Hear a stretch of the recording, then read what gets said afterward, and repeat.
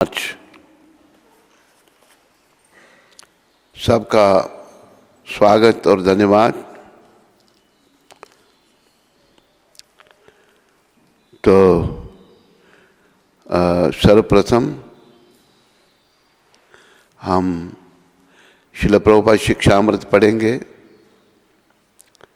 इससे पहले मैं शिक्षामृत पढ़ूं, मैं आप सबसे ये कहना चाहता हूँ, ये जो बीमारी और अभी बुरी रूप में आ रही है, इससे आप सब लोग सतर्क रहिए, लापरवाही नहीं बरतिए।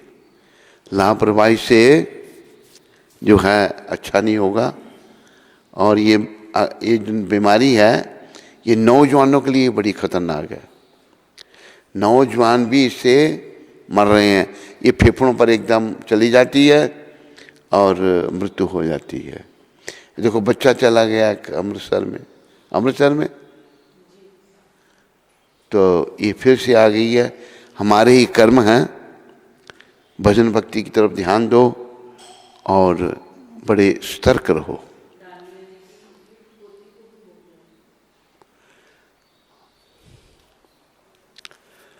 तो श्रील प्रभुपाद शिक्षामृत भक्तों को पत्र 30 मार्च 1967 को प्रभुपाद ने भक्तों को पत्र लिखा है। तो कृपया ध्यान से सुनिए।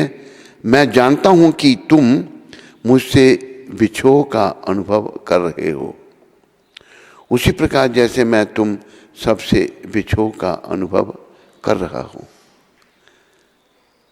यह स्वाभाविक है। और जब तक तुम हरे कृष्ण का कीर्तन करते रहोगे, श्री कृष्ण तुम्हारी रक्षा करेंगे। अभी देखो, 1967 में ही प्रभुपाद जी का इतना प्रभाव पड़ा कि वियोग विछोह लिखा है ट्रांसलेटर ने। वियोग प्रभुपाद जी का वो अनुभव कर रहे हैं। और प्रभुपाद कहते हैं, मैं भी तुमसे इतना ही जो है विछोह एक अनुभव कर रहा हूँ। तो ये संतों का प्रभाव है। संत जो हैं, उनसे सबको प्रेम होता है। संतों की ओर हम आकर्षित होते हैं। तो प्रभुपाद संत शिरोमणि हैं, परम संत हैं, जो कि महाप्रभु का संदेश लेकर आए हैं। और युग धर्म उन्होंने विदेशों से जो है शुरू किया, क्योंकि भारतीय लोग बड़े भाग्यहीन हैं। भारतीय लोग भाग्यहीन समझो, हमारे कर्म समझो, या विदेशियों का प्रभाव, ये भी हमारे दुष्कर्म हैं। तो ये जो हम लोग अपनी संस्कृति को भूलते जा रहे हैं, लेकिन प्रभुपाद जी का ये बहुत बड़ा उपहार है पूरे संसार के लोगों को और ख़ास करके भारतवासियों को। एक बार एक व्यक्ति हमको मिला, वो कहता कि आपके गुरुजी विदेश में क्यों गए थे, भारत में क्यों नहीं प्रचार किया। इसके दो उत्तर हैं। एक तो वो व्यक्ति संकीर्ण भावना का है। प्रभुपाद ने उत्तर दिया उसको, कहाँ लिखा है हमारे शास्त्रों में कि विदेशियों को प्रचार नहीं करना। सभी जीवात्मा हैं। तो अपनापन, अपना पराया, ये भी एक मन की मलिनता है। और दूसरी बात ये है कि विदेशियों की ओर हम आकर्षित हैं। ये भी बात समय समय पर दोहराई जाती है। उन विदेशियों की सभ्यता को हम अपना रहे हैं और अपनी अनादि पुरातन संस्कृति को भूलते जा रहे हैं, जो हमारे लिए बड़ी घातक है। अपनी संस्कृति भूलना हमारे लिए बड़ा घातक है। ये नरक का द्वार है। तो विदेशियों को देखकर मैंने ये देखा, एक व्यक्ति मुझे कनाडा में मिला, टोरंटो में। तो वो कहता है कि देखो जी मैं शर्मा हूँ, भारत में हम अपने धर्म के बारे में कुछ जानते नहीं थे, यहाँ आने से ये हरे कृष्णा पीपल देखे तो हम भी इस तरफ लग गए। तो कई लोगों के जीवन में परिवर्तन आया। हमारे एक गुरु भाई थे, अभी कुछ दिन नहीं कुछ महीने पहले उनका देहांत हुआ। वो सूरत के थे, जोशी ब्राह्मण, और इन्होंने इंजीनियरिंग भारत में की और मास्टर जाकर के अमेरिका में की। और इंजीनियरों की बड़ी ज़रूरत है, इंजीनियर बड़े चाहिए अमेरिका में। इनको नौकरी मिल गई वहाँ पर और खूब पैसे मिलते हैं इंजीनियर को, डॉक्टरों को, इंजीनियरिंग को बहुत पैसे मिलते हैं। तो उन्होंने बताया कि सब कुछ खाना पीना शुरू कर दिया वहाँ पर उन्होंने। क्या हुआ कि एक दिन प्रभुपाद कृपा से हरे कृष्ण के जो भक्त थे वो कीर्तन करते हुए उन्होंने देखा उनको। सोचने लगे भाई ये गोरे कीर्तन कर रहे हैं, मैं ब्राह्मण होकर मैं क्या कर रहा हूँ यहाँ। उन्होंने नौकरी छोड़ दी और भक्त बन गए। और गुजरात में जो प्रचार है उन्होंने शुरू किया। प्रभुपाद जी ने उनको बोला जाओ गुजरात में प्रचार करो। अब ये कोविड से ही उनकी मृत्यु हुई। कितने महीने हो गए होंगे अभी, हैं? 2-3 महीने हुए। तो इसलिए प्रभुपाद जी ने विदेश में प्रचार किया था कि हम देशी लोगों को भी कुछ अकल आए। आज संत तुकाराम जो कि बहुत बड़े संत हुए महाराष्ट्र में, वो वैकुंठ को गए थे। और तुकाराम जी जो थे, संत जो हैं गुणों के भंडार होते हैं। जब वो वैकुंठ को गए, एक जगह है वहाँ वो वृक्ष जो है हिलने लगा। आज भी उसी तिथि के दिन, उसी के टाइम के दिन वो वृक्ष आज भी हिलता है और लाखों महाराष्ट्रियन वहाँ आते हैं और वो उस वृक्ष को हिलते हुए देखते हैं, जिसके नीचे उन्होंने अपना देह का त्याग नहीं किया था। तुकाराम जी जो थे इसी देश से वैकुंठ विमान आया था उनके लिए। तो विमान आया उनके लिए, हरि बोल, ध्यान दो इधर। विमान आया तो उनकी पत्नी बड़ी तेज थी, बहुत तेज थी। तो वो कुछ बर्तन वगैरह धो रही थी। तो तुकाराम जी आए, कहते तूने बड़ी सेवा की, मैं अभी जा रहा हूँ, तुम भी चलो मेरे साथ। तो वो कहती है यहाँ भैंस का दूध कौन निकालेगा, ये काम कौन करेगा यहाँ पर। अच्छा धन्यवाद। पत्नी को बड़ी विनम्रता से तुकाराम जी धन्यवाद देंगे। विमान आया, दुनिया ने देखा, उस समय के लोगों ने उनको विमान पर बैठते देखा और विमान चला गया ऊपर। किसने कहा तू क्या कर रही है यहाँ पर, तेरा पति तो चला गया। कहते कहाँ गया, चलेगा विमान पर बैठकर वैकुंठ को चला गया। आज तो विमान जा चुका था। तो ऐसे होते हैं संत। तुकाराम जी बड़े महान संत थे, सदा भजन में रहते थे, वो भजन करते रहते थे। एक दिन वो भजन कर रहे थे, भजन स्थली भी उनकी देखी हमने, पहाड़ी पर बैठ के वो भजन करते थे। भजन कर रहे थे तो पत्नी भोजन लेके गई उनके लिए। भोजन लेके जब गई तो उसके पाँव में कांटा चुभ गया। कांटा चुभ गया तो अभी बड़ी दर्द हो रही है उसको, भोजन ले जाना है। तो भगवान आ गए, विठल भगवान जो कृष्ण है स्वयं, विठल भगवान आ गए। उन्होंने बोला तेरा कांटा निकाल देता हूँ। कांटा निकाला उन्होंने। पूछती तुम कौन हो। मैं विठू। विठू, और तूने मेरे पति को पागल कर रखा है। और मारने ही दौड़ी भागे भगवान वहां से। तो उनके जीवन की बहुत सारी दिव्य घटनाएं हैं।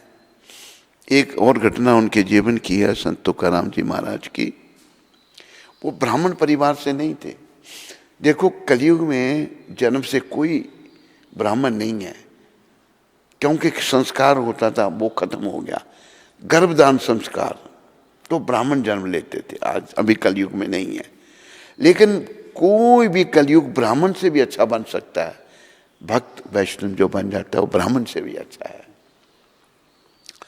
तो तुकाराम जी महाराज सत्संग करते थे, बड़ी दुनिया उनके पास आती थी। एक बड़े उच्च कोटि के संत थे वो, भगवान से बातें करने वाले। तो उनके साथ में ही एक ब्राह्मण था, उसके भी अनुयायी थे, उसके भी सत्संगी थे। तो ब्राह्मण के कुछ सत्संगी जो हैं तुकाराम जी के सत्संग में जाने लगे। जब उनके सत्संग में जाने लगे, उस ब्राह्मण को बड़ा क्रोध आया। वो भक्त तो था नहीं, ठीक है, प्रवचन कर दिया, पर हृदय अगर परिवर्तित नहीं है तो क्या लाभ उसका। एक दिन सायंकाल का समय था, तुकाराम जी आ रहे थे दूसरी तरफ से। वो ब्राह्मण एक कांटेदार डंडा लेकर खड़ा हो गया। कहीं मतलब कई लकड़ी होती है जिनको कांटे होते हैं, वो मारने लगा उनको, मार मार कर खून खून कर दिया। और वो बेचारे गिर पड़े वहीं पर तुकाराम जी, और मार कर चला गया। पता नहीं कब बेचारों को होश आई, बड़ी मुश्किल से घर चले गए। दूसरे दिन थोड़ा से उनको होश आई तो उस ब्राह्मण के पास आ गए। देखो संत कैसे होते हैं। ब्राह्मण के पास आकर कहते हैं, आप मेरे से नाराज हैं, कल मेरे से क्या अपराध हुआ, मुझे क्षमा कर दो। तो ब्राह्मण को अकल आई, कहते तुका तेरे से अपराध नहीं हुआ, अपराध तो मेरे से हुआ है। मैंने तेरे साथ दुर्व्यवहार किया, मुझे क्षमा कर दो। विनम्रता की मूर्ति थे तुकाराम जी महाराज। और अनेकों उनके जीवन की घटनाएं हैं, लीलाएं हैं कि उन्होंने, एक बार और घटना उनकी याद आई मेरे को। जब विठल भगवान के वो दर्शन करने गए तो उनके जो पाँव में जो जूते पहनते, सोचने लगे यहाँ से कोई ले जाएगा उठाकर। उन्होंने एक कपड़े में बांधकर कमर में बांध लिए जूते, और दर्शन करने भगवान के गए मंदिर के। किसने देख लिया भाई जूते लेके अंदर आया ये, उनको मारा, निकाल दिया मंदिर से। आम लोग क्या पहचाने, निकाल दिए। जब तो तुकाराम जी बाहर जाके बैठ के कहते, प्रभु मारा उसने मुझे, कोई चिंता नहीं, पर मुझे अभी आपके दर्शन कैसे होंगे। तो भगवान ने जो है जिस तरफ तुकाराम जी बैठे थे मंदिर को घुमा दिया, सामने आ गए उनके भगवान। ऐसे थे संत तुकाराम जी महाराज। और आज के दिन अभी भी उनको महाराष्ट्र के लोग बहुत मानते हैं, और उनके चरणों में बड़ा प्रेम है लोगों का। संतों के चरणों में प्रेम होना, उसी से भगवत प्राप्ति होगी, भगवान से प्रेम होगा। तो उन्होंने अभंग कहते हैं लिखे हैं, अभंग लिखते थे वो, शिक्षा है मतलब। तो उन्होंने जो क्या बड़ी पोथी थी, हस्त लिखित थे सारे अभंग। तो दुष्टों ने उनके अभंग जो हैं नदी के अंदर डाल दिए, सब खराब करने के लिए। लेकिन अपन कौन सी नदी है, चंद्रभागा, पता नहीं कौन सी नदी है, चंद्रभागा, उसके अंदर से कौन सी देवी निकली थी, वो निकली, सारे अभंग लेके बाहर आ गई, और कोई उनको कुछ भी पानी नहीं लगा हुआ था। तो तुकाराम जी महाराज, भारत ये संतों का देश है, और भारत के संतों ने ही भारत की रक्षा की है। तुकाराम जी की एक और घटना मुझे ध्यान में आई। तुकाराम जी भ्रमण करते हुए बाकी संतों के साथ दिल्ली आए तो उस समय मुसलमानों का राज था भारत में। 1947 में अंग्रेज़ों का राज किया यहाँ से, 200 साल अंग्रेजों ने राज किया, उसके पहले मुसलमानों का राज था। तो पता लगा भाई बहुत संत आए हैं, तो उनको जो राजा था दिल्ली का उसने बुलाया, मुसलमान ने, जिनको बादशाह कहते हैं। जब बुलाया तो लोग उनकी बड़ी पे बहुत बड़े संत हैं ये। उन्होंने कहा, राजा ने कहा मुझे कोई चमत्कार दिखाओ। कहता मैं क्या चमत्कार जानता हूँ, मैं कोई चमत्कार नहीं जानता। राजा, उसको अहंकार था अपना, उसने एक गाय बुलाई, गाय का गला काट दिया। कहते इसका गला साथ जोड़ो नहीं तो तुम्हारा भी गला काट दूंगा। कैसी परिस्थिति खड़ी हो गई। उन्होंने अपने विठल भगवान को याद किया, गाय का गला जुड़ गया, गाय उठ के बैठ गई। वो बड़ा सोचने लगा, भाई इतने पहुंचे हुए संत हैं ये, गाय को जिंदा कर दिया उन्होंने, मरी हुई गाय को। तो उन्होंने, उस बादशाह ने, फिर उसका दिमाग थोड़ा ठिकाने आया, उसने एक पलंग दिया, बड़ा सुंदर पलंग, हीरे लगे हुए हैं उसको, हीरे जड़ित पलंग। राजाओं के पास क्या कमी। कहते हैं ये आपके साहेब के लिए है, मतलब भगवान के लिए। तो बोला मैं आदमी भेज देता हूँ आपके साथ में, जहाँ भी आप ठहरी हैं साथ छोड़ के आएंगे। कहते नहीं, मेरे साहब के लिए मैं खुद ले जाऊंगा। सर पर उठा लिया तुकाराम जी ने पलंग, उठा करके आगे नदी आई, नदी में फेंक दिया। वो सिपाही साथ साथ आ रहे, देखा नदी में इतना कीमती पलंग फेंक दिया। उन संतों ने आकर के, उन सिपाहियों ने आकर राजा को बोला कि ऐसे ऐसे पलंग उन्होंने फेंक दिया है। कुछ कह रहा है। तो राजा को बड़ा बुरा लगा, भाई मेरा अपमान, मैंने पलंग दिया और फेंक दिया। फिर संदेश भेजा कि वो जरा पलंग दिखाइए हमको। हमें एक और बनाना है, ऐसा बहाना किया। तो बादशाह खुद आ गया। तो उन्होंने कहा अच्छा चलो मेरे साथ। नदी में गए, उन्होंने पकड़ पकड़ कर पलंग निकाले, 50 पलंग वैसे ही निकाले कि तो पहचान लो कौन सा आपका। फिर वो अवाक, 50 पलंग पानी से निकाल दिए उन्होंने। फिर तुकाराम जी महाराज बादशाह को कहते हैं मुझे दोबारा नहीं बुलाना। कि ऐसा क्यों?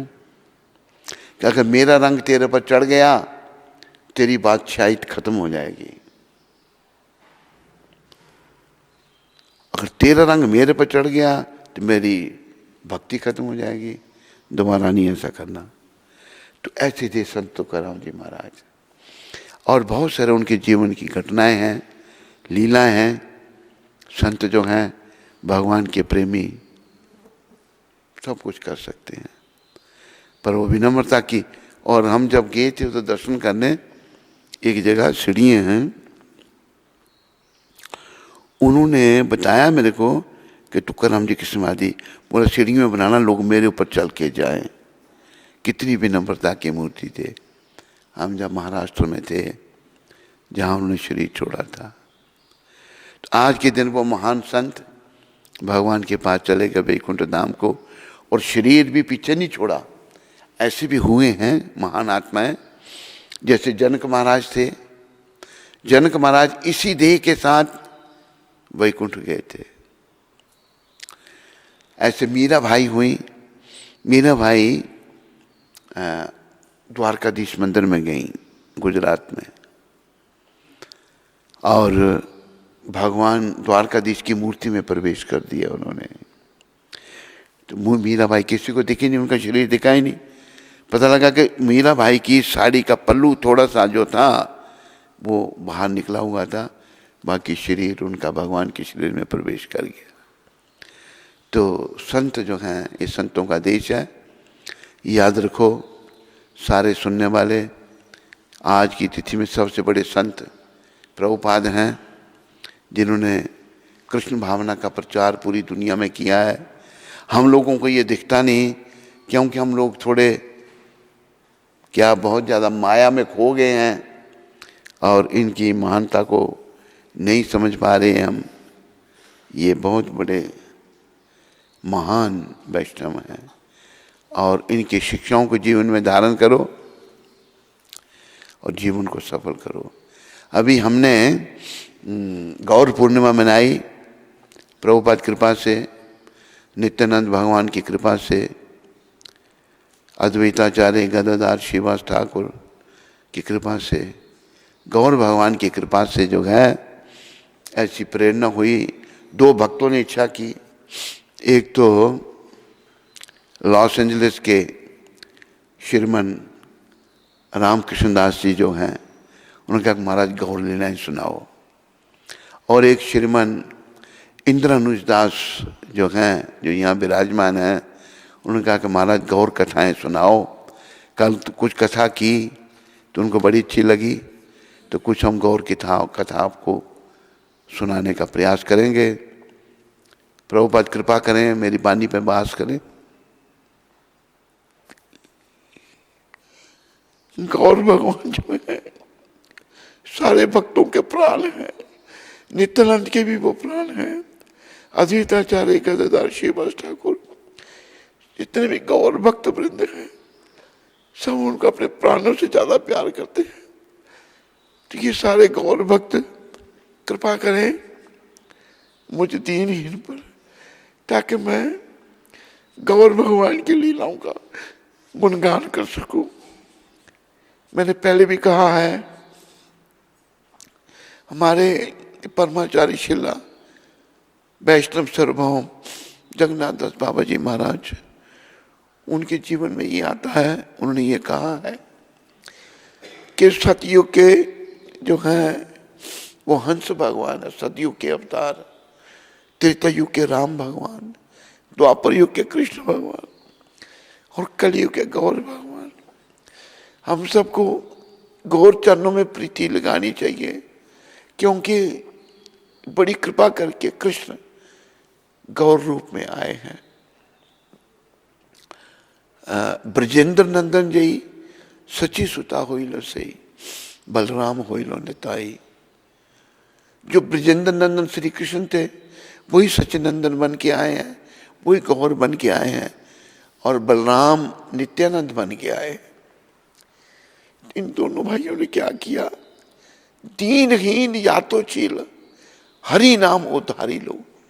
को कितना पतित है, कितना दीन है, उनको नाम का दान दिया। क्योंकि हम कलयुग के पतित लोग, हमारा उद्धार नाम जपने से हो सकता है, याद रखो, और कोई रास्ता नहीं है हमारे उद्धार का। हमारे उद्धार का नाम है। तो गौर भगवान नाम के देने वाले हैं, और बिना भेदभाव के प्रयास करेंगे कि इनकी लीलाओं को मैं अच्छी तरह गान कर सकूं। और मेरी भी अवस्था, वृद्धावस्था आ गई है, स्मरण शक्ति इतनी अच्छी नहीं है। इनकी कृपा थी, श्रील कृष्णदास जी महाराज, कृष्णदास कविराज महाराज, कृष्णदास कविराज हमारे चैतन्य चरितामृत के रचयिता हुए हैं। उनकी उम्र उस समय 80 साल थी।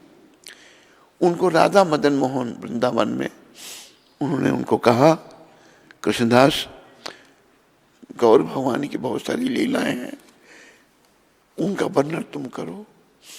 तो तब कृष्णदास जी महाराज कहते हैं, कविराज जी महाराज, कि मैं मृत हूँ, मुझे दिखाई भी नहीं देता ठीक, अच्छा अगर आपके आ गया तो मैं प्रयास करता हूँ। तो बड़ा सुंदर चैतन्य चरितामृत श्रील कृष्णदास कविराज ने लिखा। तो वही चैतन्य चरितामृत जो कविराज महाराज ने जिसमें वर्णन किया, वो उसमें बड़ी विशेष लीलाएं भगवान की हैं, जो कविराज महाराज ने, कृष्णदास कविराज महाराज ने वर्णन की। कविराज महाराज कैसे थे, वो कहते हैं, मैं विष्ठा में पड़े हुए कीड़े से भी नीच हूं। कीड़ा जो गंदगी में होता है, देखो वैष्णव कितने विनम्र होते हैं, और मैं जगाई मदाई से भी पतित हूं। ये उन्होंने अपना शब्द कहे हैं। कृष्णदास कविराज महाराज विनम्रता की मूर्ति थे, और उन्होंने चैतन्य चरितामृत लिखा था। और प्रभुपाद जी ने बड़ी कृपा करके बंगला भाषा से चैतन्य चरितामृत को अंग्रेजी में लिखा, फिर अंग्रेजी से उसका हिंदी अनुवाद हुआ। तो प्रभुपाद जी ने बड़ी कृपा करके सारे संसार को चैतन्य चरितामृत देने के लिए अंग्रेजी भाषा में अनुवाद किया। बड़ी मेहनत की प्रभुपाद ने, बड़े बेचारे रात को जगते थे चैतन्य चरितामृत लिखने के लिए। भागवत उन्होंने चैतन्य चरितामृत लिखा प्रभुपाद जी ने, भागवत बाद में फिर, और भागवत 10वें स्कंद तक की प्रभुपाद पहुंचे, पूरे 12 स्कंद नहीं हुए, और भगवान ने उनको अपने सेवा में बुला लिया। बोलो शिला कृष्णदास कविराज महाराज की, बोलो पतित पावन शिला प्रभुपाद की। मंगलाचरण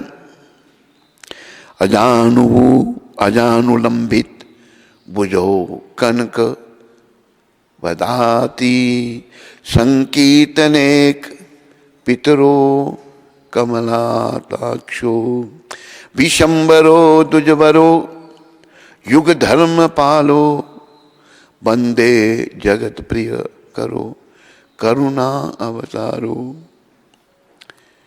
करुणा अवतार श्री गौरांग देव एवं श्री नित्यानंद प्रभु की मैं वंदना करता हूँ, जिनकी भुजाएं घुटनों तक लंबी हैं।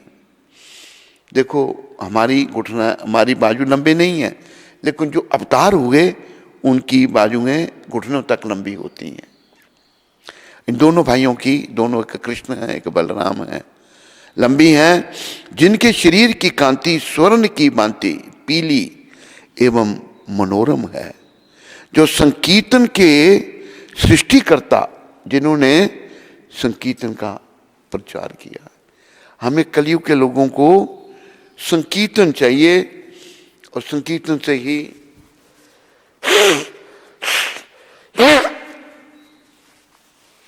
वातावरण शुद्ध होगा, और संकीर्तन से ही हमारे मलिन हृदय शुद्ध होंगे। ये याद रखो, ये स्वयं गौर भगवान ने दिए। सृष्टिकर्ता अथवा प्रवर्तक हैं, जिनके नेत्र कमल की भांति विशाल हैं, जो विश्व के पोषण करता है। भगवान विशंबर सारे विश्व के पोषण करता है, सारी दुनिया के अनंत कोटि ब्रह्मांडों के पोषण करता है, जो श्रेष्ठ ब्राह्मण कुल में आविर्भूत हुए। मिश्र ब्राह्मणों, श्रेष्ठ उच्च कोटि के ब्राह्मण, जो युग धर्म के पालन करता है तथा जगतवासियों का परम कल्याण करने वाले हैं। ये याद रखो सारे कि भगवान सारे जगतवासियों का कल्याण करने वाले हैं। महाप्रभु केवल सन्यासी नहीं, साक्षात कृष्ण हैं। शास्त्र प्रमाण, शास्त्र क्या कहता है? महाप्रभु जी कोई संत या सन्यासी नहीं है। कई लोग उनको संत कहते हैं, उनकी बेसमझी है। ना संत हैं ना सन्यासी हैं, वह भक्त और आचार्य के रूप में साक्षात राधा कृष्ण के युगल स्वरूप हैं। राधा कृष्ण के मिलित रूप हैं। ब्रजेंद्र नंदन जी सची सुता होइले से बलराम होइलो निताय, दीनहीन जातो चिल हरि नाम उधारी लो, तारो साक्षी जगाई मदाई।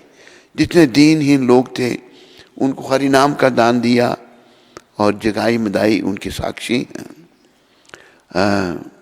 एक और श्लोक है, मुझे ध्यान से भूल रहा है, कि उसमें ये बताया है कि कृष्ण राधा भाव में है। क्या श्लोक है? कोई ध्यान आ रहा है तेरा? मेरे ध्यान में निकल गया श्लोक। शास्त्र प्रमाण अनंत संगीता में भगवान शंकर ने श्री पार्वती जी से कहा, अनंत संगीता में प्रमाण, हे देवी, जो श्री राधा माधव हैं वे ही कलयुग में श्री गौरांग रूप से में अवतार ग्रहण करते हैं। राधा माधव जो हैं वही गौरांग रूप में अवतार ग्रहण करते हैं। और जो श्री राधा माधव का नित्य धाम श्री वृंदावन है, वही नवद्वीप के रूप में प्रकट होता है। जो नवद्वीप है और वृंदावन है, इसमें कोई भेद नहीं है, दोनों एक ही हैं। तो वही प्रकट होता है। और भागवत में, श्रीमद् भागवत में गर्गाचार्य जी ने भगवान श्री कृष्ण एवं बलराम के नामकरण के समय नंद बाबा को कहा। क्या कहा गर्गाचार्य जी महाराज ने?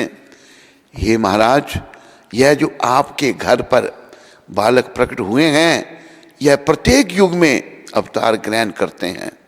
सतयुग में शुक्ल वर्ण, त्रेता युग में रक्त वर्ण, द्वापर में कृष्ण वर्ण, और यही आपका बालक कलयुग में पीत वर्ण में अवतार ग्रहण करेंगे। पीत मतलब पिघला हुआ सोने की तरह। राधा जी का रंग है पिघला हुआ। तप्त कांचन गौरांगी श्री राधे वृंदावनेश्वरी, वृषभानु सुते देवी प्रणमामि हरिप्रिय। राधा जी का जो शरीर की अंग कांति है, वो पिघले हुए सोने की तरह है। ऐसा ही गौर भगवान का रंग है, क्योंकि उन्होंने राधा जी का भाव लिया कृष्ण भगवान ने, और उनकी अंग कांति में ले ली। आचार्यों के अनुसार पीत वर्ण चैतन्य महाप्रभु को ही संकेत करते हैं। श्रीमद् भागवत महापुराण में पुराण में 11वें स्कंद में नव योगेंद्र और महाराजा निमि के संवाद में कारभजन मुनि कहते हैं। कारभजन जो थे 9 योगेंद्र थे, उनमें से एक थे। उन्होंने महाराज निम्मी को क्या कहा? जब मैं गुरु महाराज की सेवा कर रहा था, तो पहली बार ही उनकी चरण सेवा मुझे मिली प्रभुपाद जी की बम्बई में। जब मैं उनकी सेवा कर रहा था, तो वो कुछ बातें करने लगे गुरु महाराज, और उनका मैं भी बातें करने लगा चरण सेवा करते हुए।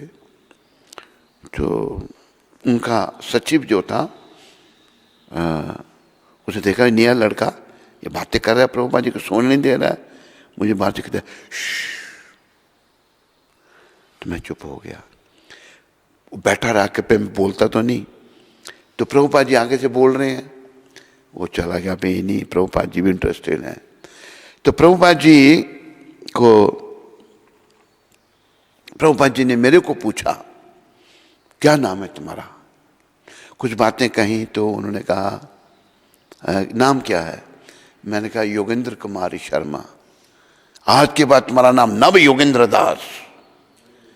ये जो 9 योगेंद्र हैं, उनके नाम से गुरु महाराज ने मुझे दीक्षित किया। और कुछ बातें मैंने कही, तो मैंने प्रभुपाद जी को बातों बातों में कहा, मैंने प्रभुपाद मेरा जन्म पत्र बना है और उसमें मुझे बड़ा भाग्यशाली बताया है। प्रभुपाद कहते हैं तभी तो तू मेरे पास आया है, भाग्यशाली है तभी तो तू यहाँ आया है। ऐसा जवाब दिया उन्होंने। बड़ी कृपा उनकी मिली, शुरू से ही मिल गई, और उनकी कृपा से ही सब चल रहा है। देखो उनकी कृपा से ये भव्य मंदिर निर्माण हुआ है, मेरी कोई शक्ति नहीं, मैं आपको सत्य कह रहा हूँ। और ये जो माता यहाँ बैठी है, इसको ही प्रभुपाद जी यहाँ लाए हैं। लाए नहीं लाए? यहाँ लाए। इसने कहाँ आना था? बड़े घर की ये कन्या है, इसका बाप भी पढ़ा लिखा था बड़ा, और दादा इसका तो अंग्रेज़ों के टाइम में सिविल सर्वेंट था। अब आईएएस होते हैं, तब आईसीएस होते थे। कल उनका फोटो देखा मैंने, तो मैंने उनको प्रणाम किया। मैंने कहा बड़ी महान आत्मा जिसकी पोती ऐसी हुई। तो बुजुर्गों का ही प्रताप होता है। तो इनको यहाँ लाए।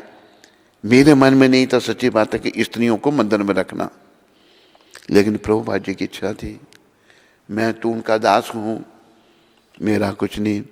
और ये नव मंदिर निर्माण प्रभुपाद जी ने प्रबंध किया सारा, और इसको लगा दिया। इसने एक एक पैसा बचाया, एक एक पैसा।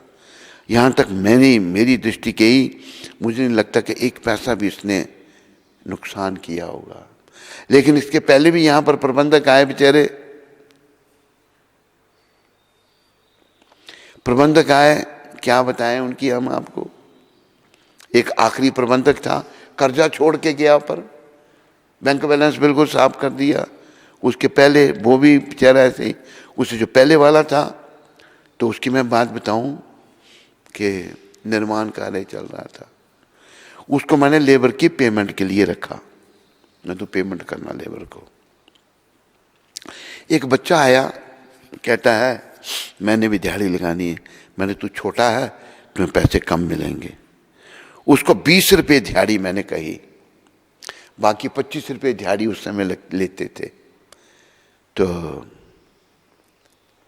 जब पेमेंट करने लगा वो, तो उसको मैंने बोला भाई इस बच्चे को 20 के हिसाब से देना, भगवान के पैसे हैं, ना मेरे बाप के ना उस देने वाले के बाप के। लेकिन बुद्धि देखो कैसे कैसे लोग होते हैं। उसको जब पेमेंट के लिए लगाया तो वो कहता मुझे 25 के हिसाब से दो। उसने उसको 25 के हिसाब से पेमेंट कर दी। और देव संयोग से मैं वहाँ पहुँच गया। मैंने कहा किस हिसाब से पेमेंट की तूने इसको? 25 के हिसाब से। मैंने कहा क्यों? तेरे को मैंने बोला 20 के हिसाब से देना है इसको। कहते मुझे फेस करना पड़ता है। देखो कितना भगवान का वो हमदर्द, फेस करना पड़ता है। लेकिन ये माता जो यहाँ प्रभुपाद जी ने भेजी, एक ने यहाँ बिल दिया 1.5 लाख रुपए का बिल्डिंग मटेरियल का, और उसमें ज़्यादा नहीं, उसने 47,000 रुपया ज़्यादा लगाया था। इसने काटा 47,000। वो भला मानस मेरे को कहता है कि महाराज पेमेंट के लिए किसी और को लगाओ। मैंने कहा हम डाके मार के ला रहे हैं ना पैसे, चोरी के पैसे हैं, कोई आए तेरे को जितना तू बिल भेजे तेरे को दे दें। ये हालत लोगों की। तो मैंने देख लिया कि क्यों प्रभुपाद जी इसको यहाँ भेजा, और इस आत्मा का बड़ा योगदान है। ये मंदिर निर्माण इसी के निरीक्षण में हुआ। शुरुआत से ही ऐसा प्रबंध, असल में ये देव संयोग होता है। ये जो बीच का भगवान का जो आल्टर है, नीचे गड्ढा खोदा था, बारिश होगी, कीचड़ भर गया अंदर। किसी को बुलाएं, बोला इतना चाहिए इतना चाहिए, लेबर बड़े पैसे ढूंढे। असल में ठाकुर जी की इच्छा थी कि तुम भी थोड़ी हमारी कोई सेवा कर। ये शरीर तो हाड़ चाम का शरीर है, ये किसी काम का नहीं। मेरे को प्रेरणा हुई, मैंने कहा चलो कार सेवा करेंगे। तो कार सेवा पहले दिन हम लगे थे यहाँ नीचे, हम कीचड़ भर रहे हैं और सब लोग उठा उठा के बाहर फेंक रहे हैं। तो उसी टाइम भगवान ने, प्रभुपाद जी ने इसको कुंती माता को भेज दिया। ये आई, देखा उधर सेवा हो रही, जट गई, कपड़े बदले, उसने भी टोकरी उठाना शुरू कर दिया। तो मैं भर रहा हूँ, कभी किया नहीं था लेबर का काम। बचपन में भाई लोग थोड़ा काम लेते थे काफ़ी, वो भी मतलब इतनी उनकी भावना नहीं थी, लेबर का ही काम करवाते थे हमारे भाई साहब। चलो भगवान उनका भी भला करे।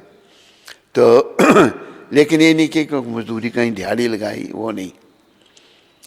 तो मैं भरता भरता मुझे कमर में दर्द हो गई, कमर नहीं सीधी हो मेरी। मैं भर रहा हूँ जब, तो एक दीक्षा ली उसने, महेश्वर दास, वो बेचारा कीचड़ उठा तो ले, कहे कम कम भरो कम कम भरो कम कम भरो, बड़ा भारी था। तो ये कुंती माता आते काम में लग गई। जो पहले प्रबंधक था, मैंने कहा भाई ये माता को प्रबंधक बना दें। उसने कहा महाराज बना दो। लेकिन उस भले मानस ने 300 रुपया बैंक में छोड़ा खाली, बाकी कर्जा कितना था पता नहीं, कितना कर्जा था, बहुत कर्जा था। और बैंक में बैलेंस है 300 रुपया। लगी प्रभुपाद ने इसको भेजा, बड़ी कृपा हुई। तो ये सब प्रभुपाद जी की कृपा है, भगवान गौरांग महाप्रभु राधा कृष्ण की कृपा है। तो भागवत पुराण में ये वर्णन आ रहा है, कृष्ण वर्णम तुषा कृष्णम सांगोपांगस्त्र पार्षदम यज्ञ संकीर्तने प्रायर ययंती ही सुमेधश।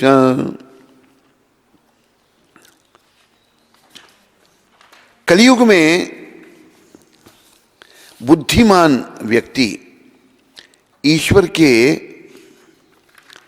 उन अवतार की पूजा करने के लिए सामूहिक कीर्तन करते हैं।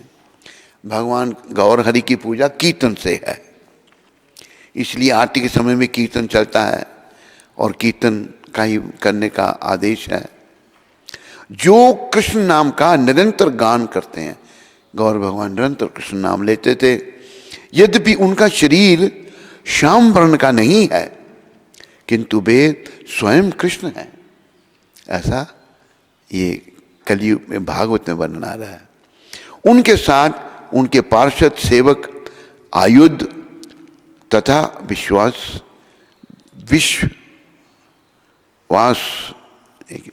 थोड़ा मिस्टेक है, विश्वास पात्र संगी रहते हैं। पीछे भी एक मिस्टेक थी, करेक्शन कर देना। पद्म पुराण में वर्णन आ रहा है, वेद व्यास भगवान वर्णन करते हैं। कलयुग की प्रथम संध्या के प्रथम, एक याद रखो, अभी कलयुग की शुरुआत हुई है। कलयुग के प्रथम चरण है, ये पहला चरण कलयुग का है।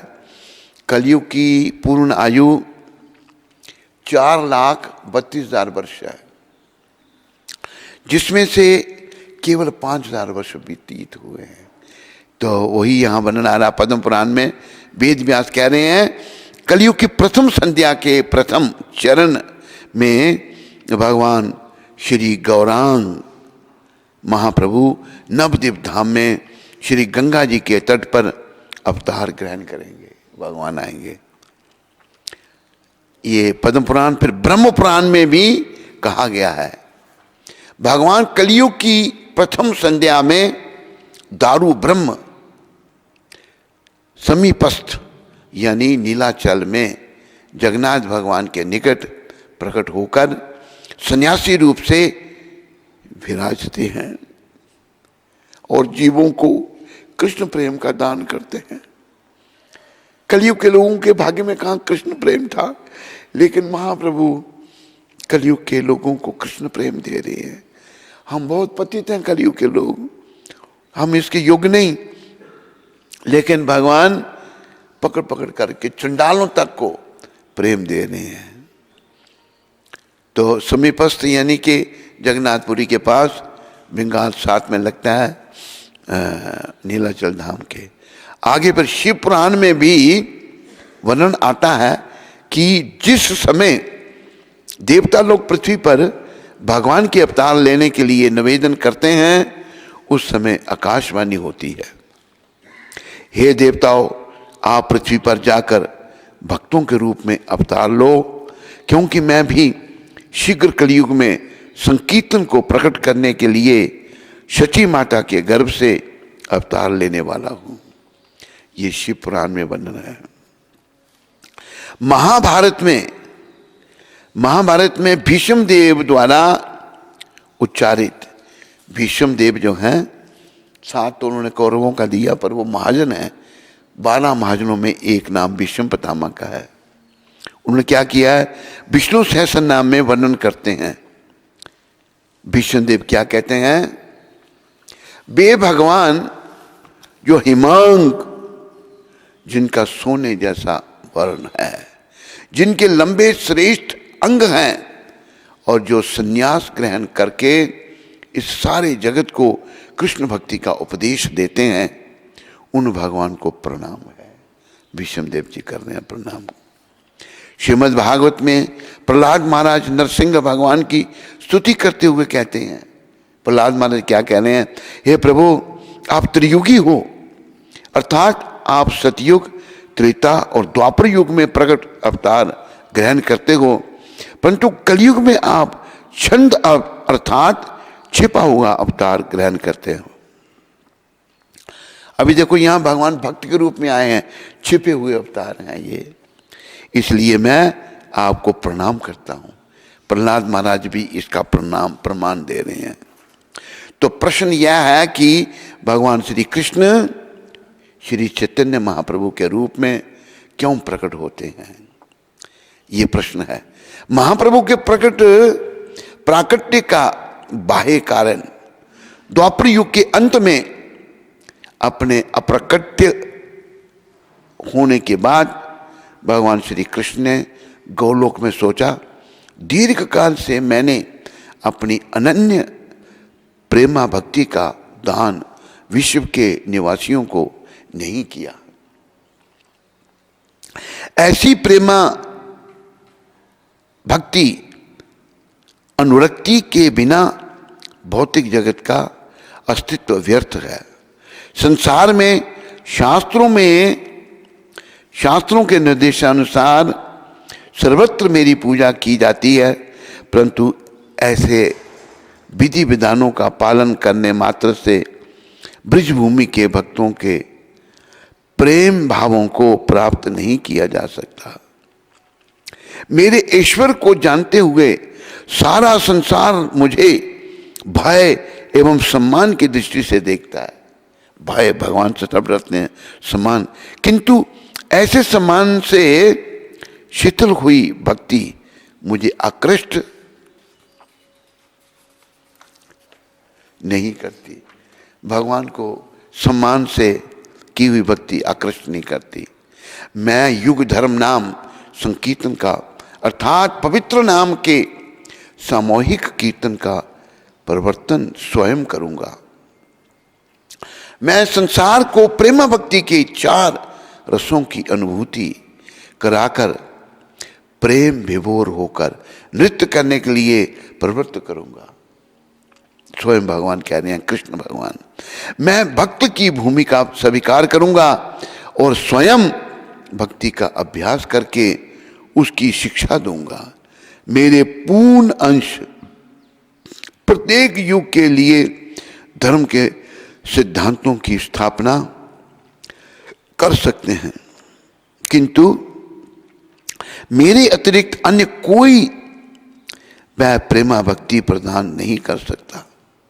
प्रेमा भक्ति भगवान की है, ये भगवान ही प्रदान कर सकते हैं। ये भगवान कह रहे हैं, जो ब्रज के निवासियों द्वारा संपन्न की गई थी, अतः मैं अपने भक्तों के संग पृथ्वी पर प्रकट होकर विविध रंगमयी लीलाएं संपादन करूंगा। बोलो कृष्णचंद्र भगवान की, बोलो मोर मुकुट बंसी वाले की। महाप्रभु के प्रकट होने के 3 अंतरंग कारण सुनो। महाप्रभु के प्राकट्य के 3 अंतरंग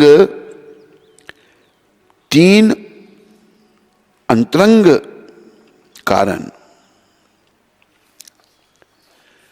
पहला, गौलोक में श्री कृष्ण ने यह विचार किया कि यद्यपि मैं रसराज हूं और मुझे ही श्रीमती राधा रानी के प्रति अपने प्रेम का ज्ञान है, परंतु श्रीमती राधा रानी का मेरे प्रति प्रेम कैसा है इसका मुझे कोई ज्ञान नहीं।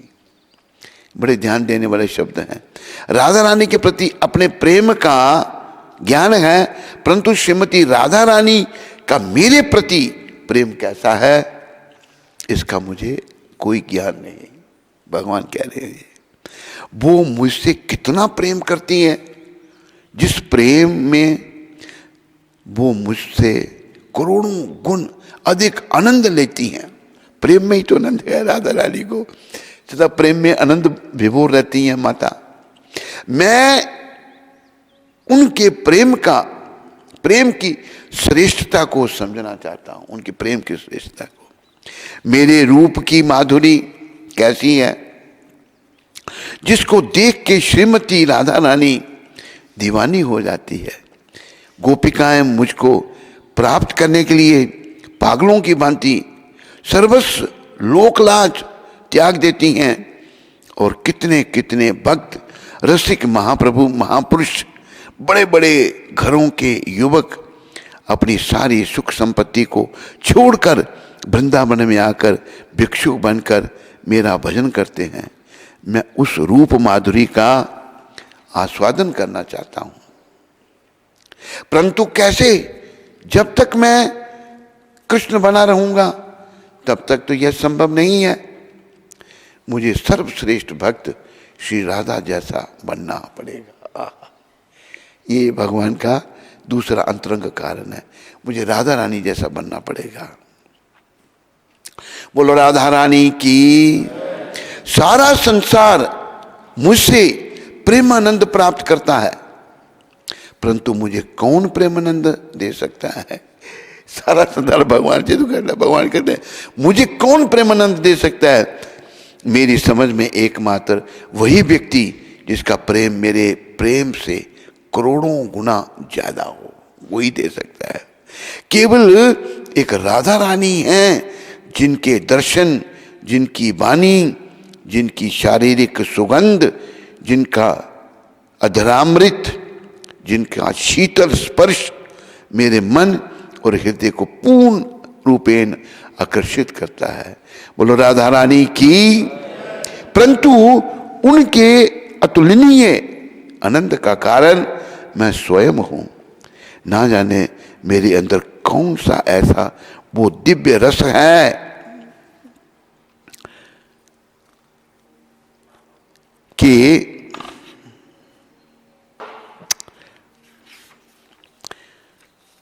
दिव्य रस है जिसका आस्वादन करने से राधा रानी का संपूर्ण व्यक्तित्व इतना मधुर हो जाता है।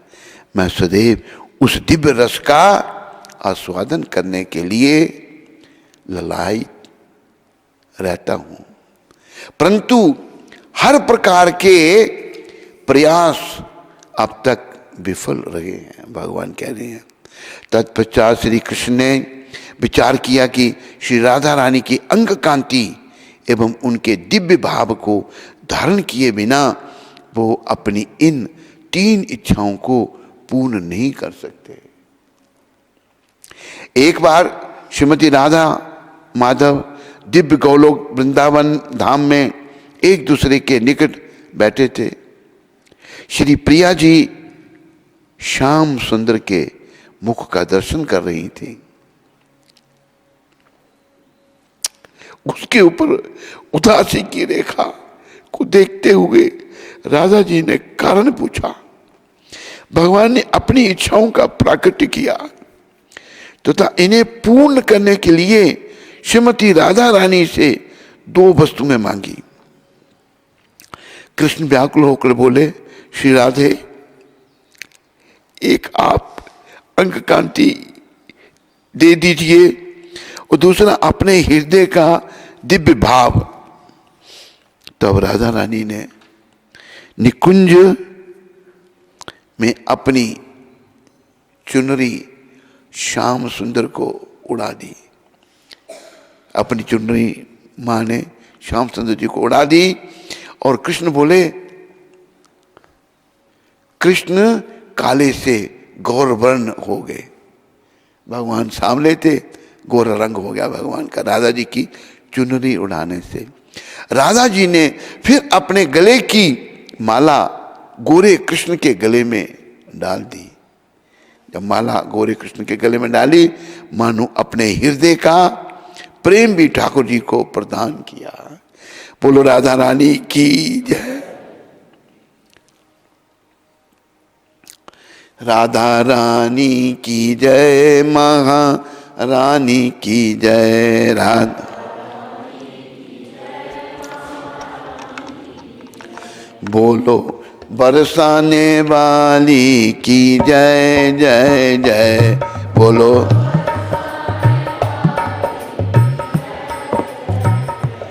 राधा रानी की जय, महारानी की जय। राधा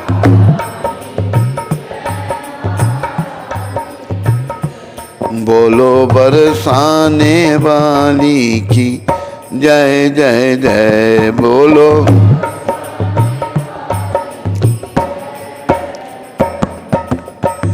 राधे मेरी स्वामिनी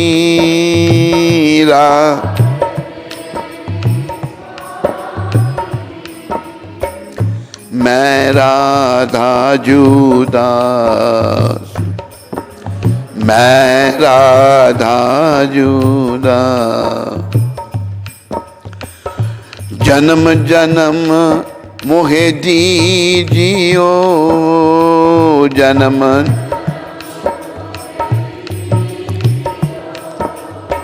श्री वृंदावन वास, श्री वृंदा, श्री चरणों में बास, श्री चरणों। धीरे धीरे समय बीत गया और कलिकाल का प्रारंभ हुआ। ये घटना जो मैंने आपको सुनाई, ये गौलोक धाम में घटी और कलयुग का प्राकट्य हुआ। कलयुग प्राकट्य क्या आ गया? कलयुग। सदाशिव और महाविष्णु का मिलन एवं अद्वैताचार्य का प्राकट्य। अद्वैताचार्य जो हैं सदाशिव और महाविष्णु के मिलित अवतार हैं। एक दिन भगवान शंकर पार्वती जी के साथ कैलाश पर्वत पर बैठे थे। भोले बाबा के मुख को उदास देखकर पार्वती जी उसका कारण पूछती हैं।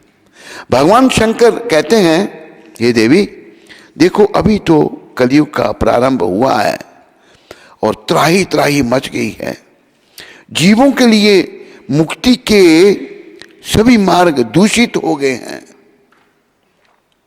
हमें अपने बच्चों की बड़ी बड़ी चिंता है। वास्तव में गौरी शंकर ही इस जगत में हर जीव के असली माता पिता है। हर जीव को भवानी ही शरीर प्रदान करती हैं, दुर्गा माता, और हर जीव को माता के गर्भ में स्थापित करने में रुद्रदेव का बहुत बड़ा हाथ है, बहुत बड़ा हाथ होता है। भगवान शंकर बोले भगवान को अब अवतार लेना ही पड़ेगा और इसके लिए मुझे प्रार्थना करनी होगी। पार्वती जी ने कहा, प्रभु आपने तो कहा था श्री कृष्ण ही कलयुग में गौर रूप में अवतार लेंगे। शंकर जी बोले, यह सही है देवी, पर कब लेंगे यह निश्चित नहीं है। ये निश्चित नहीं है कब लेंगे। मुझे उनको अवतार लेने के लिए विवश करना पड़ेगा। भोले बाबा चल पड़े और कारण समुद्र क्षीर सागर के तट पर उन्होंने प्रभु से प्रार्थना करना प्रारंभ किया।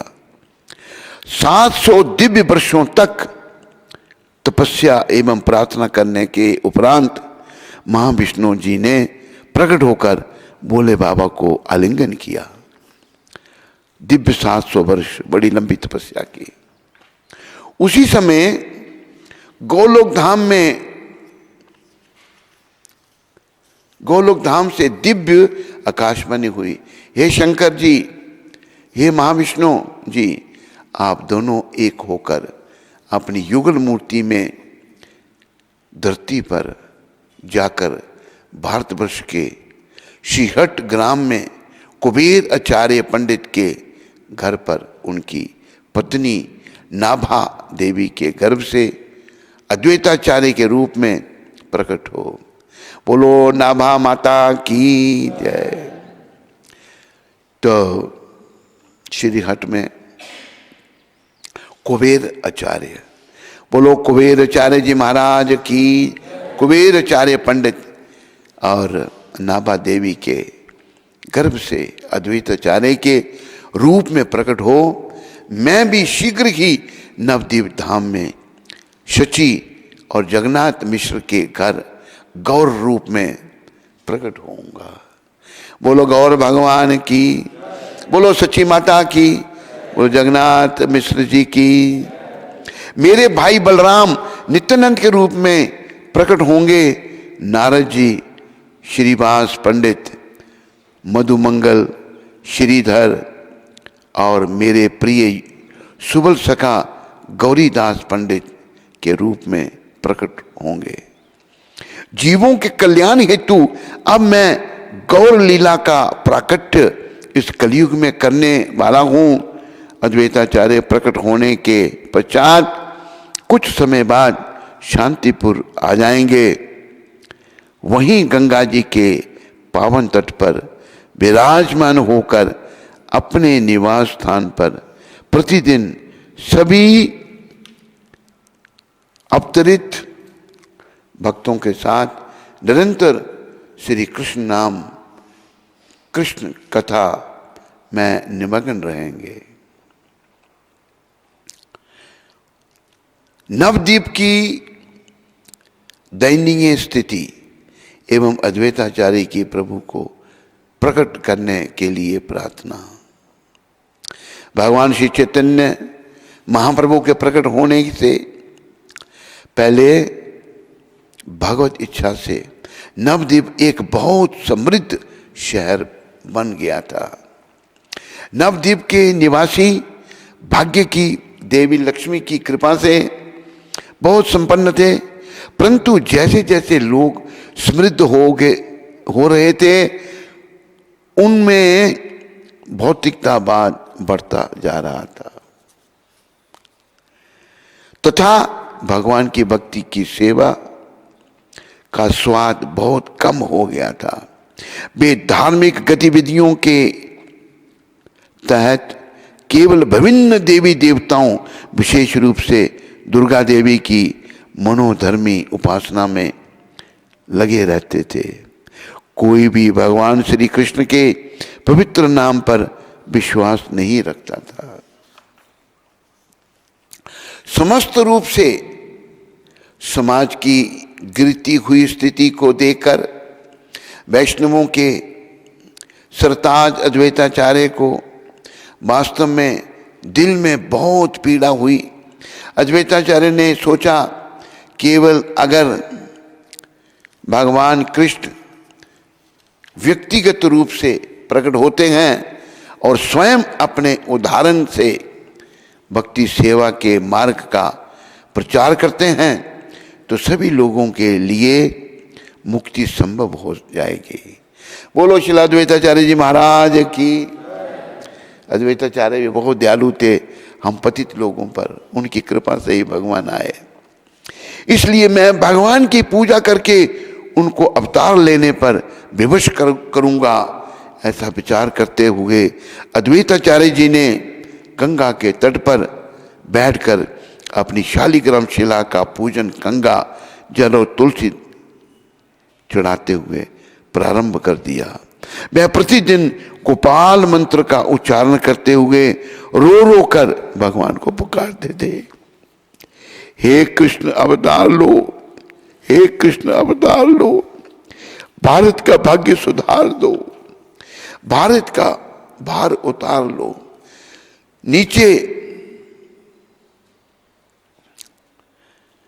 नीचे गिरे को उभार लो, हे कमल नयन अवतार लो। अद्वैत अष्टक जो है, ये अद्वैत अष्टक से ये शब्द लिए गए हैं।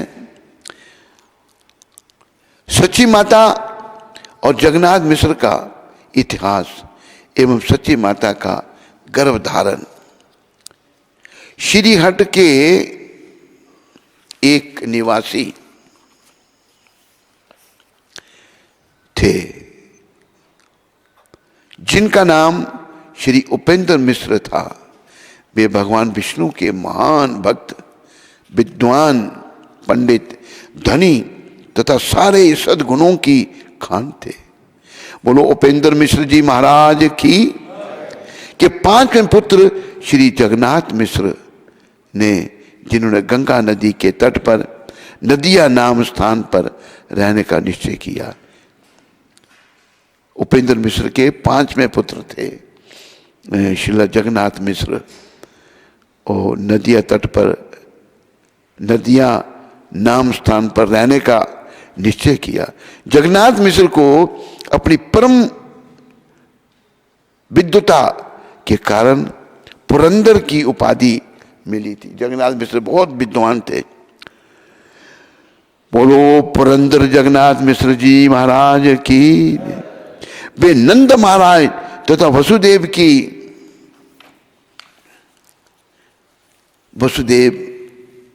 की ही भांति समस्त सद्गुणों के सागर थे। नंद महाराज जैसे थे और वसुदेव थे।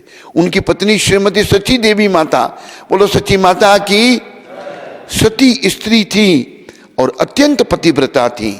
सची देवी के पिता का नाम नीलम्बर चक्रवर्ती था और वे भारतवर्ष के सर्वश्रेष्ठ ज्योतिषी थे। बोलो गौर कथा की, बोलो गौर सुंदर भगवान की, बोलो नीलाचल धाम की, बोलो गौर मंडल भूमि की। हरे कृष्ण। तो सबका धन्यवाद। भगवान कृपा करें, सभी को भक्ति का दान दें और आज के दिन की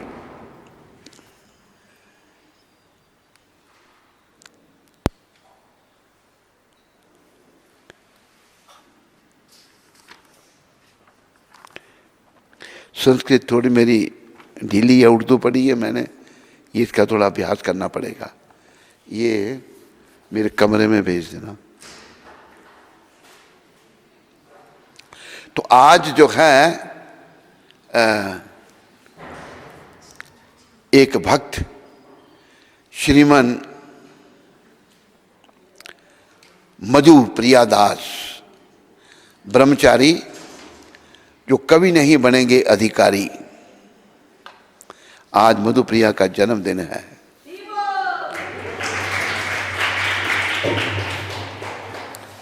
और मधुप्रिया जो है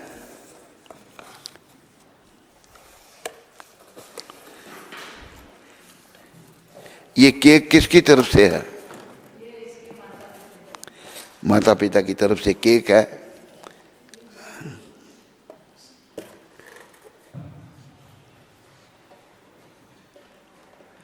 तो मधुप्रिया जी अभी केक काटने के लिए आ रहे हैं।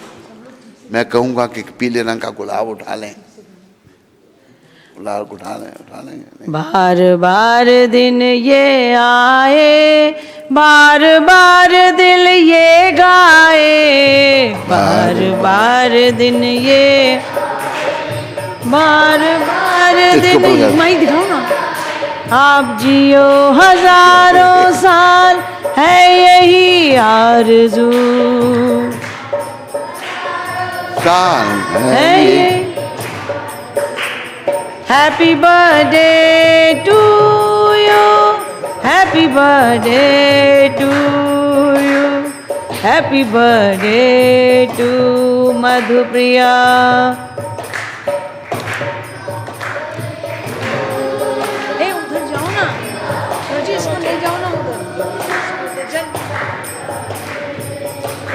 मधुप्रिया ये उठा ले, एक केक तेरे लिए है सारा।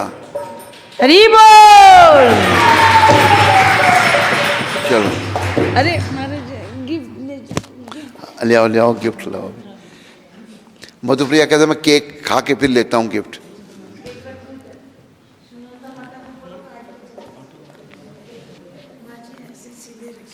अच्छा हरी बोल। ये देखे क्या देखे, हरी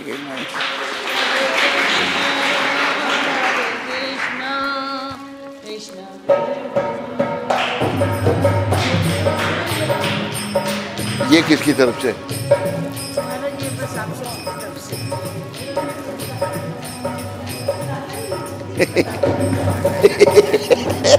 ये बहुत बड़ा गिफ्ट है इसका है। ये कैसे? चलो बड़ा भारी है।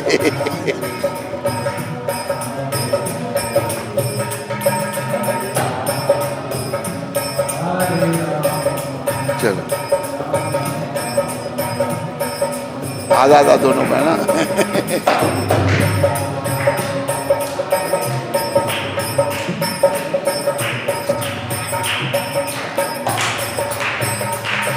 हरे रामा रामा रामा हरे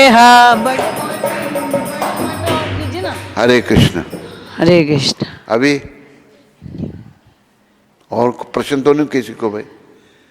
आज तक को पता लग गया ना मधुप्रिया के जन्मदिन, कोई प्रश्न ही नहीं किया किसी ने। हाँ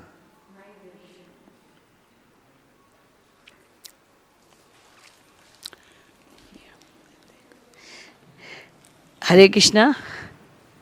तो सबसे पहले हम गुरु महाराज जी का आभार व्यक्त करेंगे 3 बार हरि बोल बोल के। सभी लोग बोले हरि बोल, हरि बोल। बोले सद्गुरुदेव महाराज की, जगत गुरु श्रील प्रभुपाद की। तो मधुप्रिया को मंदिर के सभी भक्तों की तरफ से जन्मदिन की बहुत बहुत बधाई। 3 बार हरि बोल बोलेंगे। हरि बोल, हरि बोल, हरि बोल।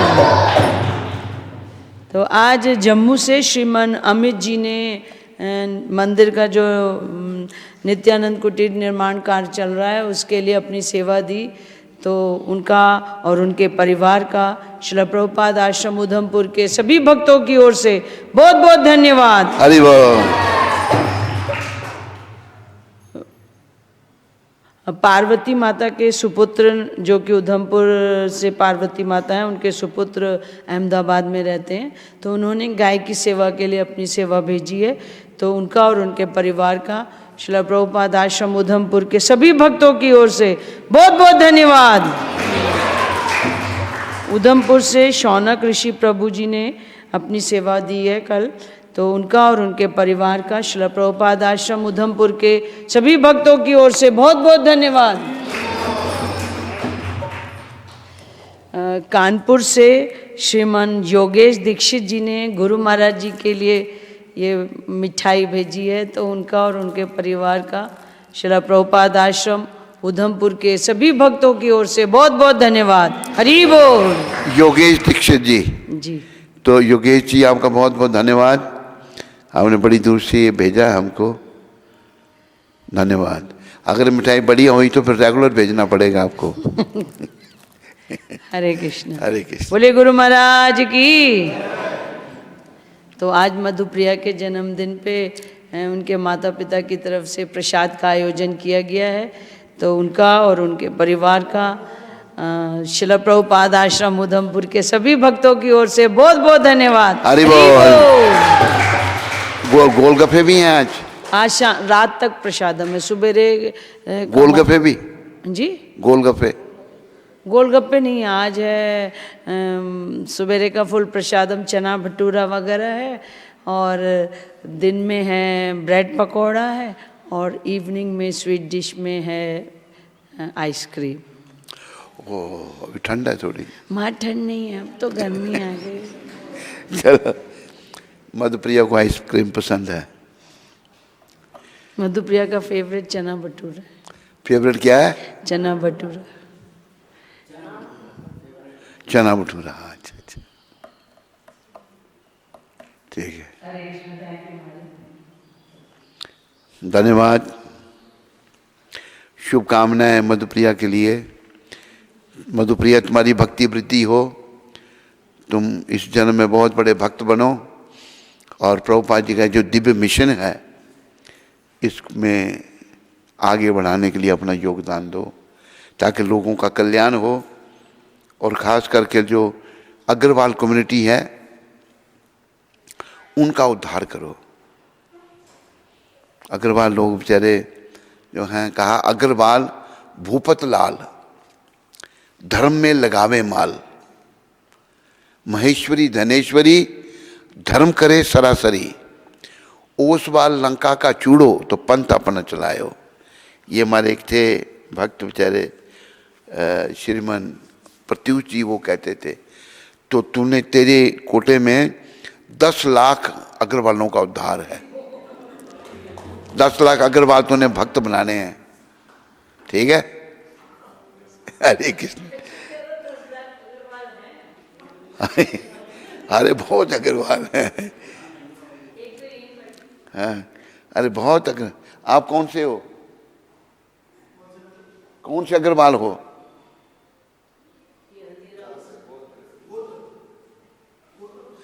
बोल, हैं? गोयल, गोयल, गोयल, हाँ, गोयल बहुत बड़ा गोत्र है। बंसल, बंसल, हाँ, ये बंसल, हाँ। तो अभी मतलब 2 का उद्धार किया तूने। बड़ी लंबी लिस्ट है, सबको भक्ति में लगाना है। क्या? हाँ विपुल। तुम कौन से अग्रवाल हो? गोयल है।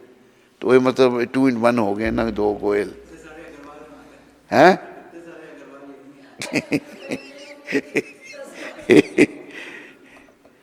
तो अग्रवाल भक्ति करेंगे तो बहुत अच्छा होगा, कल्याण होगा।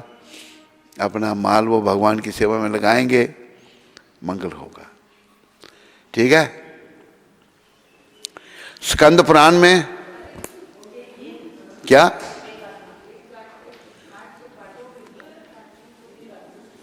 काट दिया इसने केक?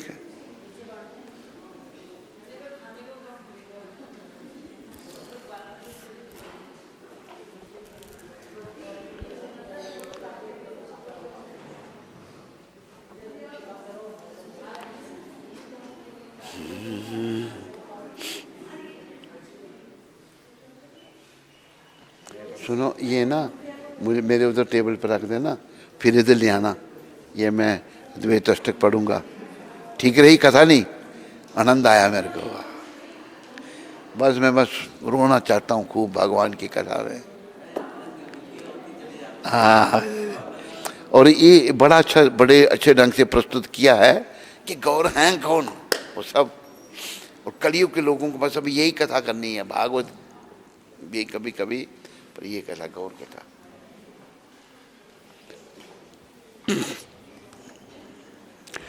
स्कंद पुराण में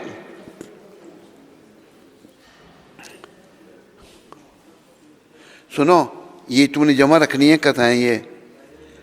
हाँ, आई फोल्डर में पहले दिन की, दूसरे दिन की है, खराब नहीं हो ये। हरि बोल। ऐसे अंग्रेजी का भी बनाना है, अंग्रेजी का भी बनाना है। हाँ, इंग्लिश की बनाना, ऐसे ही अंग्रेजी में भी करेंगे। मैंने भागवत अंग्रेजी में किया था, 2 भागवत किए थे, एक लॉस एंजलिस में, एक गयाना में। बड़ा अच्छा रिस्पॉन्स था लोगों से। है? हाँ। स्कंद पुराण में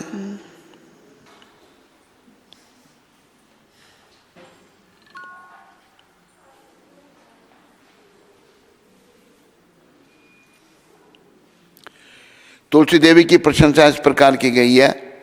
मैं तुलसी देवी को नमस्कार करना चाहता हूँ, क्योंकि ये पाप कर्मों के समूह को तुरंत नष्ट कर देती हैं।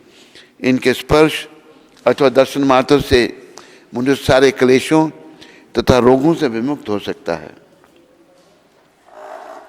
इनको नमस्कार करने तथा इन पर जल डाले मात्र से मनुष्य यमराज के दरबार में भेजे जाने के भय से मुक्त हो जाता है।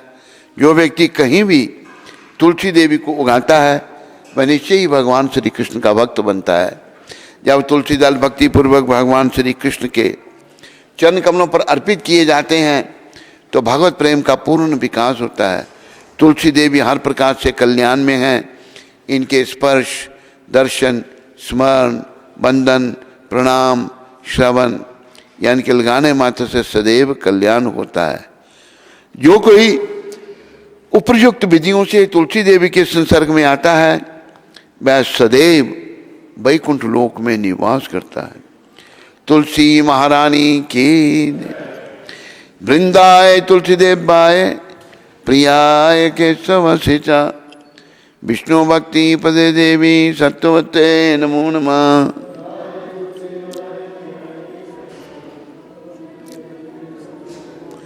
वृंदाय तुलसी देवाय प्रियाय केशव सिचा विष्णु भक्ति पदे देवी सत्वते नमो नमः।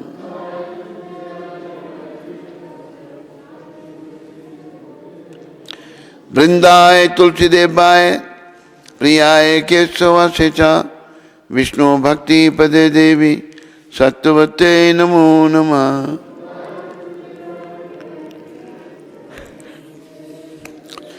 तुलसी महारानी वृंद देवी की।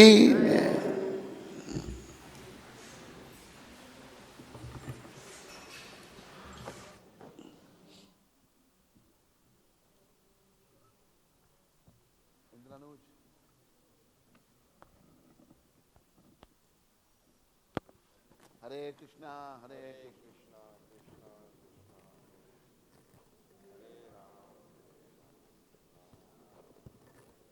इस बात तुम्हें बुरा तो नहीं मानेगा, तुम्हें मुझे ये बहुत कथा करना दिया, तुम्हारा बहुत बहुत धन्यवाद। इतने किया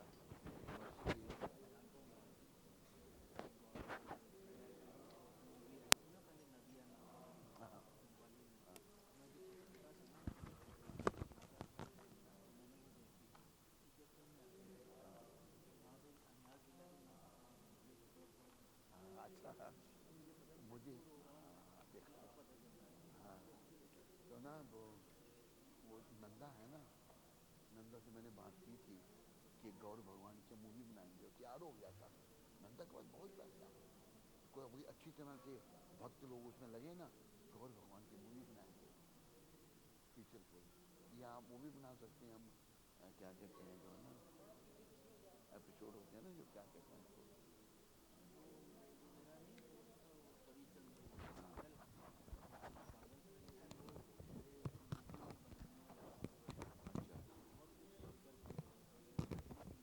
अच्छा देखना नहीं चाहा, मेरे को पता क्या कहा था उसने, मुझे कहता था महाराज प्रभुपाद ने कहा था ना वो आप सेल्फ एफिडेंस क्या दिया, मैंने हाँ कहा अच्छा चलो उसको भी बनाएंगे भगवान की सेवा में, देखना बनाया ना, लेना फिर देखना। अच्छा अभी भी पागल होते भी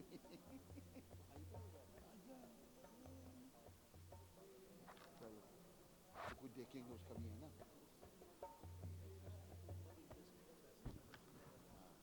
तो बच्चे अभी नंदा दीक्षा ले लेना उसको, फिर ना मैंने बिना दीक्षा के कहा तो तैयार हो गया, कहते कहीं आता तो नहीं मेरा कारोबार हो जाएगा, इतना डरावना कैसा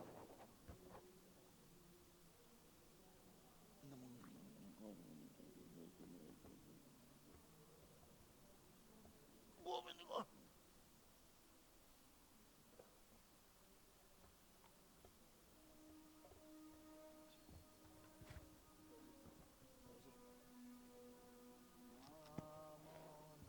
इसको ना साइड पर रख दी। कृष्णा प्रियाते नामो नमोऽस्तु।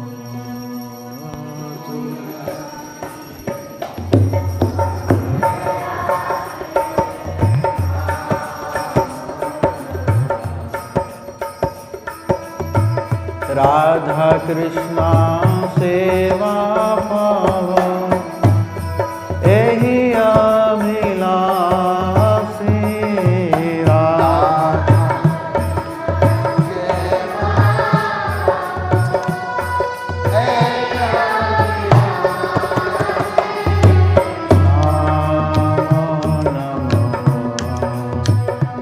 तुलसी कृष्ण प्रेयसी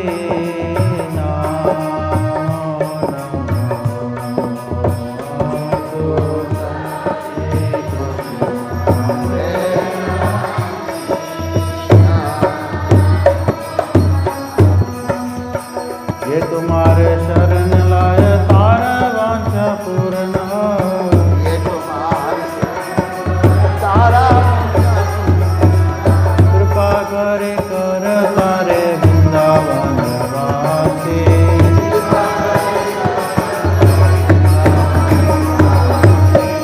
नमो नमो तुलसी कृष्ण प्रेयसी, नमो नमो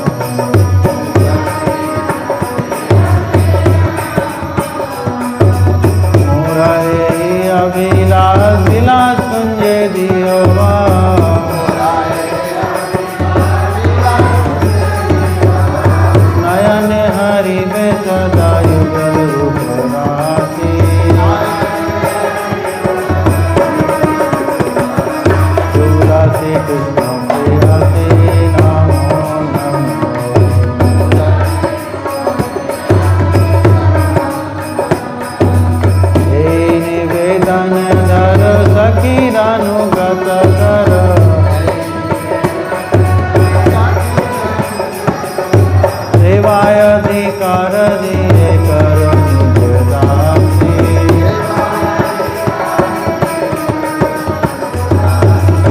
नमो नमो श्री कृष्ण प्रेयसी नमो नमो।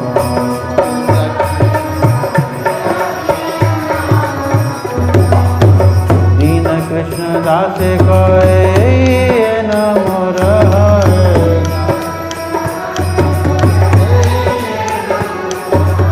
श्री राधा गोविंद प्रेमी सदाए लगा के।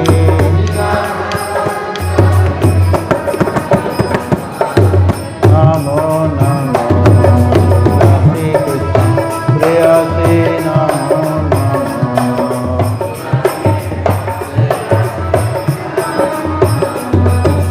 यानि कानि च पापानि ब्रह्मत्यादिकानि च तानि तानि प्रणश्यन्ति प्रदक्षिणा पदे पदे।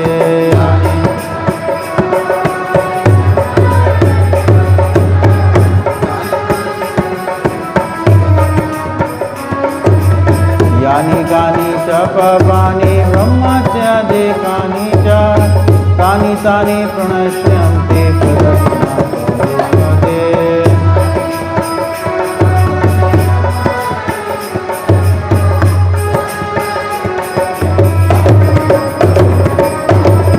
हरे कृष्णा कृष्णा कृष्णा हरे हरे, हरे राम राम राम हरे हरे।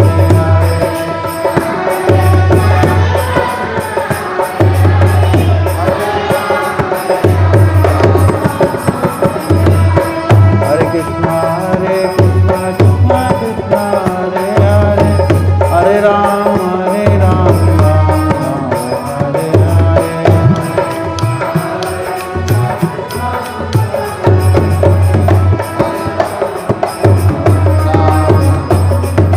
जय तुलसी महारानी जय वृंदे देवी। तुलसी महारानी जय वृंदे देवी।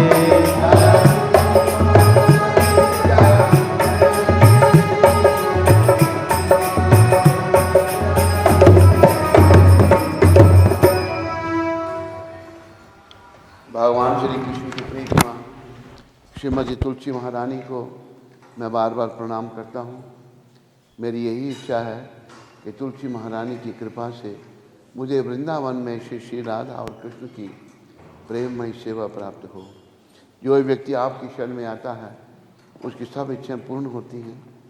कृपया मेरी भी इच्छा पूर्ण कीजिए और मुझे वृंदावन में रहने का अवसर प्रदान कीजिए। मेरी यही इच्छा है कि मैं वृंदावन के कुंजों में निवास करूं ताकि श्री राधा और कृष्ण की प्रेम लीलाओं के दर्शन प्राप्त कर सकूं। तुलसी महारानी, मेरी आपसे यही प्रार्थना है, आप मुझे किसी गोपी का दास बना लीजिए, कृपया अपना दास बना लीजिए और प्रेममयी सेवा का अधिकार दीजिए। दीन कृष्णदास ये प्रार्थना करता है कि मेरा हृदय सदा श्री राधा गोविंद के प्रेम रस में डूबा रहे। तुलसी महारानी की।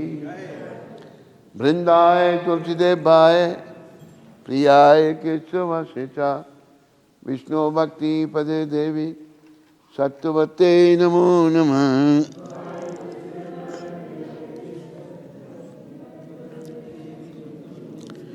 वृंदाय तुलसी देवाय प्रियाय केशव शेषा विष्णु भक्ति पदे देवी सत्वते नमो नमः।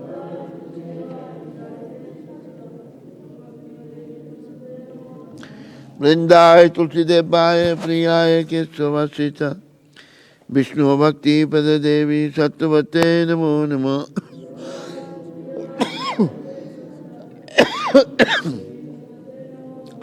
तुलसी महारानी वृंद देवी की।